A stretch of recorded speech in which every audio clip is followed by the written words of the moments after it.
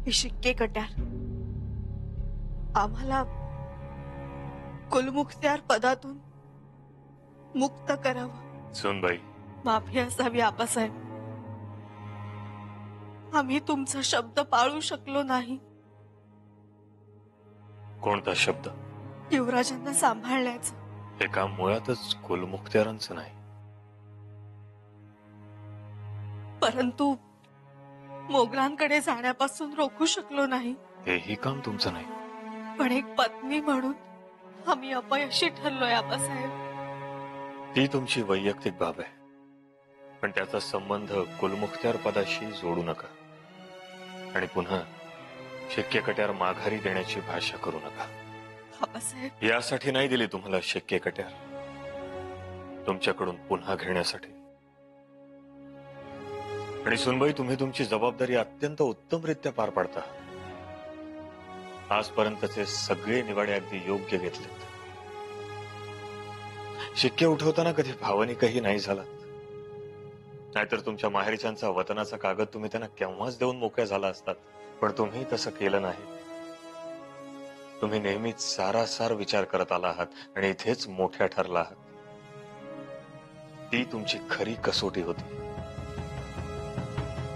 आबासाहेब।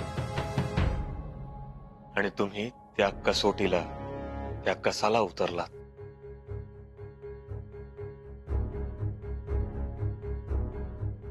आता राहता राहिला प्रश्न शंभूराजांच्या जाण्याचा। त्यासाठी तुम्ही अपीरवाद स्वतःला लावून घेऊ नका। पण युवराज तर गेले। हो, गेले, पण गेले तसे ते येतीलही। तुम्ही भांबावून जाऊ नका, गडबडून जाऊ नका। आणि अगदीच कधी तसं झालं तर इथून खाली पाचाडची समाधी आहे, तिथल्या मातीच्या ढिगाऱ्याखाली आजही चैतन्याचा ठेवा बाळसं धरू नये। आऊसाहेबांच्या समाधीचं दर्शन घेतल्यावर नक्कीच तुम्हाला नवी उमेद मिळेल। आबासाहेब, काय झालं असेल, कसं झालं असेल याचं नीट अवलोकन करा। नक्की परिस्थिती समजून घेण्याचा प्रयत्न करा। लोक तुम्हाला भांबावत राहतात, लोक तुम्हाला घाबरवत राहतात आणि म्हणून तुमची सतसत विवेक बुद्धी नष्ट होते। सुनबाई, एक गोष्ट नेहमी लक्षात ठेवा, आपल्या माणसावर संपूर्ण विश्वास ठेवा आणि मग काय तो निर्णय घ्या। आबासाहेब, चूक झाली आमची। शंभूराजे दिलेरखानाकडे गेले। सुनबाई, तुम्हाला काय वाटतं, ते खरंच इतके अविचारी आहेत? ते आमच्यावर नाराज झाले असतील, आपल्या ह्या स्वराज्यावर नाराज झाले असतील? नाही, ते असं करण्यामागेही त्यांचा काहीतरी हेतू असेल, काहीतरी विचार असेल। आबासाहेब, त्यांचा एकच हेतू असणार। कोणता? उत्तर दिग्विजय।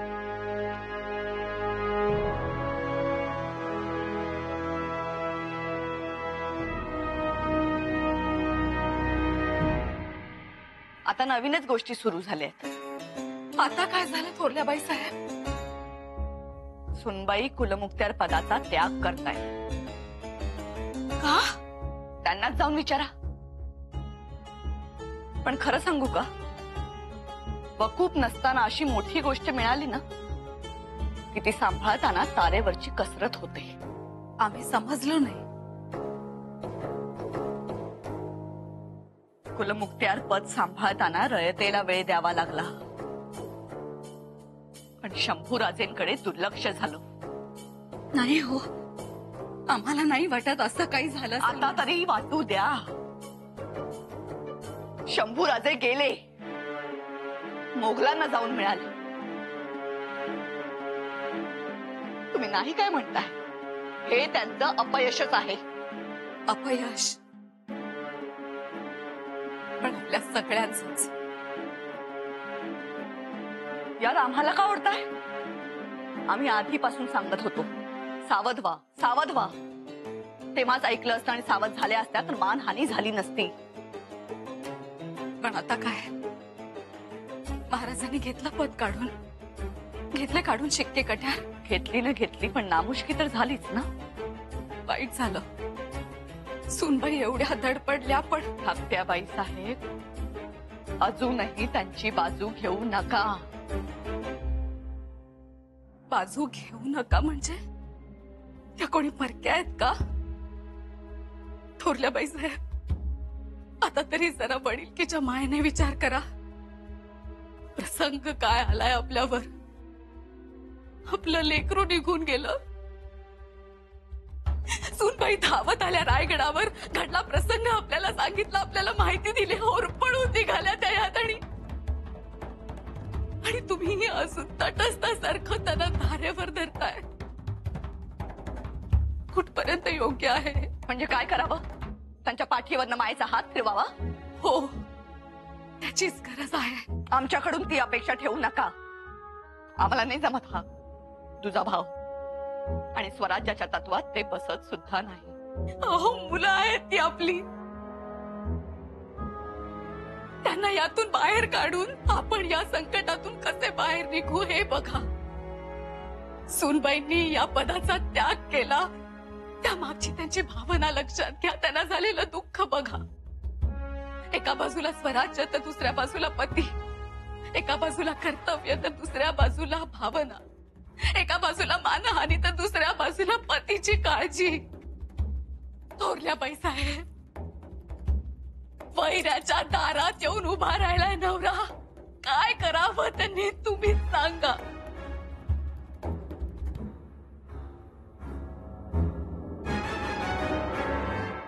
शंभूराजे, शंभूराजे, तुमच्या मनातला उत्तर दिग्विजयाचा नकाशा आमच्या समोर आहे, आणि हे ध्येय गाठण्यासाठी तुम्ही मात्र त्या मोगलांच्या छावणीत. तुमचा हेतू आमच्या समोर आहे. आपल्या स्वराज्याच्या विस्ताराचा विचार आमच्या समोर आहे. आणि तुम्ही शंभूराजे, तुम्ही आम्हाला हे सगळं सांगायला हवं होतं, आमच्याशी बोलायला हवं होतं. पण तुम्ही निघून गेलात. लेकरा, हे असलं कसलं धाडस रे. तुम्ही केवळ भावनेच्या भरात निघून गेलात, आणि तेही एकटेच. एका माणसाचं सैन्य आहेत ते.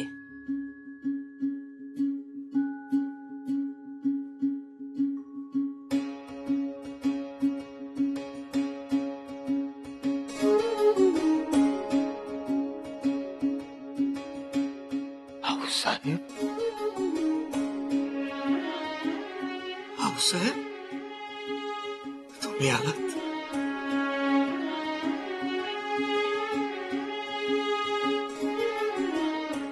शिवबा,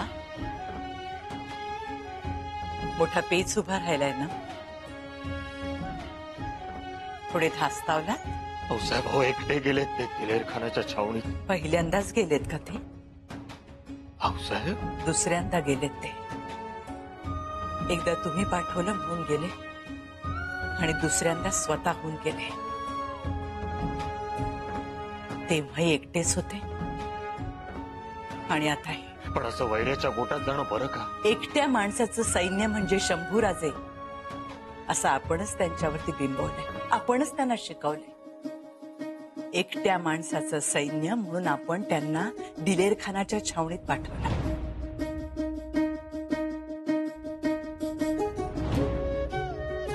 तेव्हा ते गेले ते स्वराज्य राखण्यासाठी, आणि आता गेले ते स्वराज्याचा विस्तार करण्यासाठी. काय चुकलं त्यांचं? भाऊसाहेब, पण बंद दाराआड दिलेरखानाविषयी तुमची हीच राजनीती ठरली होती ना शिवबा. दिलेरखानाचे दोस्त बनून त्याला झुलत ठेवायचे.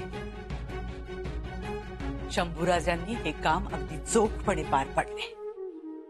त्यांच्यावर आरोप झाले, पण त्यांनी कुठेही त्याची वाच्यता होऊ दिली नाही. स्वराज्याशी ते किती एकनिष्ठ आहेत हे तुम्हीच बघा शिवबा. आम्हाला हे सगळं मान्य आहे भाऊसाहेब, पण तरीही आता त्यांनी जे केलं. काय केलं त्यांनी ते तसेच करणार आहेत. तसेच आहेत ते. ज्वालामुखी सारखे भुई फाडून जमिनीच्या बाहेर येणारे. पिसाळलेल्या हत्तीचा गंडस्थळ फोडून त्यातून मोती बाहेर काढणारे. सिंहाच्या जबड्यात हात घालून दात मोजणार आहेत ते. हे तुम्हाला ठाऊक नाही शिवबा? तुमची नव्हती विजापूरमध्ये घुसमट झाली? त्या आजाण वयात मावळ पठारावर आलात, वडिलांचे बोट सोडलेत आणि स्वतःचे बोट कापून शिवपिंडावर रक्ताची धार धरली. तेच रक्त आहे शंभूराजांमध्ये शिवबा. ते गेले पण स्वराज्याच्या विस्तारासाठी. पण आऊसाहेब, लोक त्याला बंड समजतील. आम्ही नाही समजत. आणि काय माहित, तुमची ही खेळी असू शकते. तुमचं राजकारण काही नवीन नाही. जेव्हा सगळे कारभारी शंभूराजे नाराज आहेत असं म्हणतायत, त्याच वेळी तुम्ही त्यांना छुप्याने पत्र लिहित राहिला. शंभूराजे नाराज आहेत अशी आवई उठवाल आणि उत्तर मुलूक जिंकल्यानंतर तुम्हीच त्यांना गळ्याशी धराल, पोटाशी धराल. तुम्ही काय राजकारण कराल काही सांगता येत नाही शिवबा. आम्हाला काळजी वाटते हो आता. मग आम्ही कसे केले असेल शिवबा? तुम्ही अफजल खानाच्या भेटीला गेलात, काळजी. पन्हाळा गडावर अडकला, काळजी. शाहिस्ते खानाच्या फौजेत शिरलात, काळजी. बादशहाला भेटायला गेलात, काळजी. सुरतेला गेलात, काळजी. आमच्यासाठी सदैव काळजीचा घोडा, काळजीचा मेणा आणि महाल. तुम्ही जे केलं तेच ते करताय. ते मुघलांच्या छावणीत असतील, पण त्यांच्या निष्ठा तुमच्या पायाशी अभंग आहे. ते मुघलात उठतील बसतील, पण येताना शहजादाला घेऊन येतील. तुम्ही जे राजकारण केलं तेच राजकारण तेही करताय. बघा बघा, तुमच्या समोर त्यांच्या उत्तर दिग्विजयाचा नकाशा आहे. शहजादाला घेऊन येण्याची आखणी केली आहे त्यांनी. बघा, सगळं ठरलेलं आहे. तेव्हा तुम्ही न कचरता आता त्यांच्यावरती विश्वास ठेवा. आमचा विश्वास आहे आणि आम्हाला त्यांचा बहुत अभिमान आहे. आमचा लेख दक्षिण दिग्विजय करून येतो, स्वराज्याची द्वाही फिरवतो आणि आमचा नातू उत्तर दिशेला नजरेत भरून घेतो, महत्वाकांक्षेचे फुतकार सोडतो. हे सगळं पटतंय आम्हाला. पण तरीही आऊसाहेब, आम्हाला असं वाटतंय शंभूराजांची दिलेर खानाकडे जाण्याची वेळ मात्र चुकली. पण तुमच्या हातून तर ती वेळ गेली नाही ना. शंभूराजे चिडून रुसून रागवून निघून गेलेत असं हे तेच वाटू नये. नाही वाटणार तसं. रयतेवरती पण शहाणपणाचा संस्कार झाला. तिलाही खरं खोटं कळतं.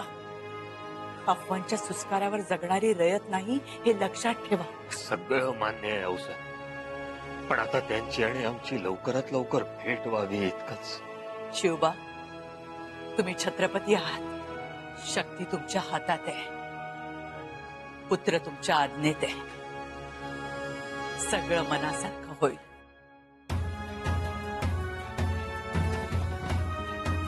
आणि आमचे आशीर्वाद तुमच्या पाठीशी आहेतच.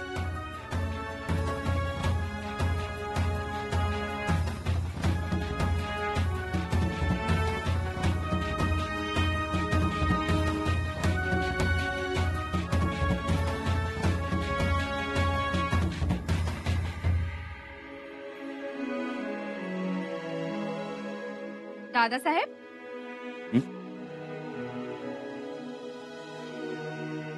राणू अक्का, किती काळजी घेता आमची. घ्यायलाच पाहिजे. दुसरं आहे तरी कोण इथे? आम्ही एक काम करतो, आमचा एक खास माणूस पाठवतो वाईला आणि दाजी साहेबांना बोलावून घेतो. बर, तुम्हाला आवडेल ते करावं आणि आवडेल ते खावं.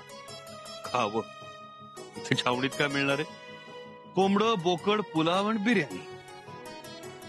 मग तुमच्या राणू अक्का कशासाठी आहेत? आम्ही कालच आमचे विश्वासू माणसं शेतमळ्यात पाठवली होती. शेतकऱ्यांकडून भाज्या मागवल्या आणि पीठही दळून घेतली. आता काय, आपलं आपण बनवायचं आणि आपलं आपण खायचं. बघू तरी आमच्या दादासाहेबांना आमच्या हातची निहारी आवडतेय का?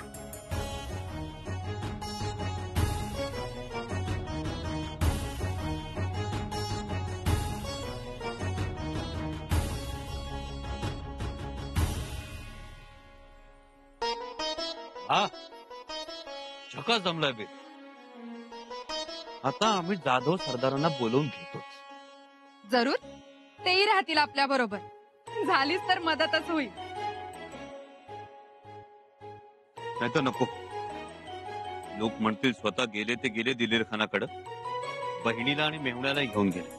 दादासाहेब, लोक काय बोलायचं ते बोलू द्या, पण आम्हाला आणि आमच्या मालकांना तुमच्या मनीचा हेतू चांगलाच माहित आहे. आम्ही दोघे तुमच्या पाठीशी आहोत. तुम्ही लढा.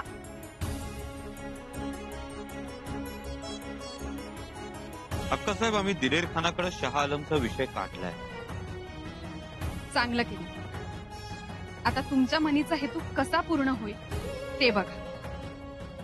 आमचा गनिमी कावा सुरू झालाय. मुल्ला, ये कौन सी चाल चली है आपने? हमें तो कोई चाल ही नजर नहीं आती. हुजूर, दिमाग हम भी रखते हैं, लेकिन आपको हमारी कदर नहीं, क्या करें?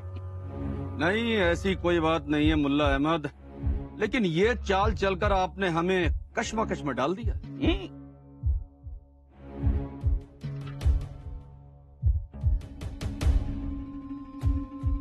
शह और मान.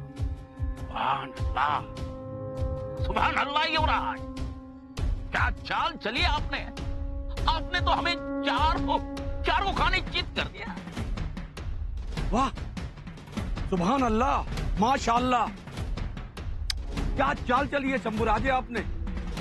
आपने तो राजा को ही मात दे दी. खान साहेब, आम्ही मात देण्यासाठी नाही, दोस्ती करण्यासाठी आलो आहोत. यकीन मानी.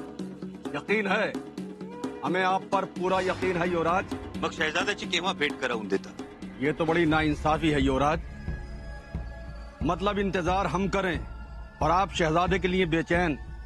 2 साल तक आपकी राह में आंखें बिछाकर हम बैठे रहे और आपकी आंखों में शहजादे, आपकी दोस्ती के लिए हम बेचैन और आप शहजादे के लिए बेसब्र. युवराज, आपकी खातिर तवाज़ो में हमसे कोई कमी रह गई क्या? नाही खानसाहेब, तसं नाही. लवकर भेट करून द्या एवढंच आमचं म्हणणं आहे. करवाएंगे इंशाअल्लाह युवराज. आपकी मुलाकात हम बहुत जल्दी कराएंगे. ठीक आहे, एतबार आहे तुमच्यावर. येतो.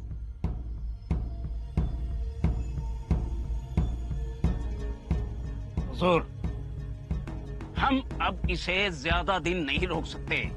घोड़े पे सवार है ये. पिता भी देखिए उसकी. ये यहाँ से कभी भी भाग सकता है. नहीं, ये कभी नहीं होगा.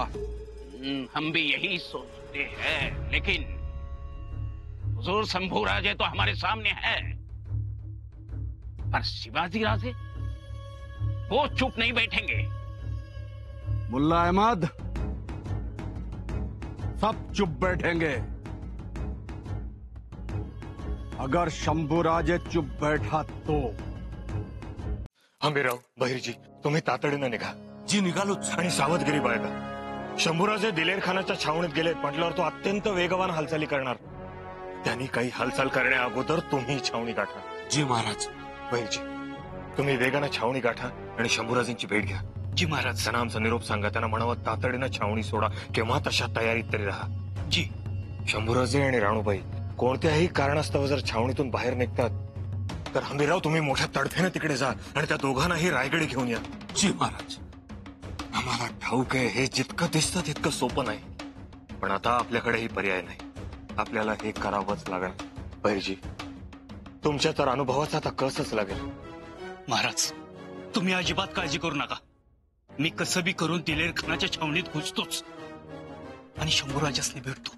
बैलजी, तुमचा इशारा मिळाल्याबरोबर मी वाऱ्याच्या वेगानं निघतो आणि याला कदाचित दिलेर खानाच्या फौजाला आमचा सुगावा लागला तर त्यांची लांडगे तोडच करतो. तुम्ही यश घेऊन याला मला खात्री आहे त्याची, पण तरीही सावध. ही नेहमीची लढाई नाही. स्वराज्याचं भविष्य त्या दिलेर खानाच्या मुठीत आहे. आमच्या शंभूराजांच्या केसालाही धक्का लागता कामा नये. राणूबाईंना हे आपदार आणावं. आपण जर हल्ला केलाय हे दिलेर खानाला समजलं तर तो शंभूराजांचं काही बरं वाईट करू शकेल. नाही, सावधाच. आई भवानी तुम्हाला उदंड यश देऊ. जगदंब.